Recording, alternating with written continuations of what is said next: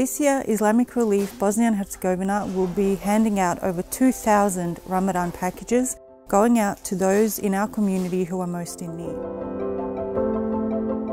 Due to inflation and the rising cost of living, our packages are significantly more robust, ensuring quantity but most importantly quality. As you can see here, packages are being prepared, and on the first day of Ramadan, Islamic Relief in Sarajevo handed out over 200 packages.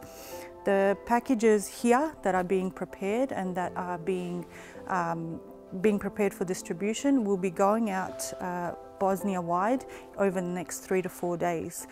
If we have a look, the packages contain mostly items that are non-perishable, canned goods, pasta, dried foods, ensuring that the people that receive these packages are able to use them in the next few weeks and maybe even months ahead.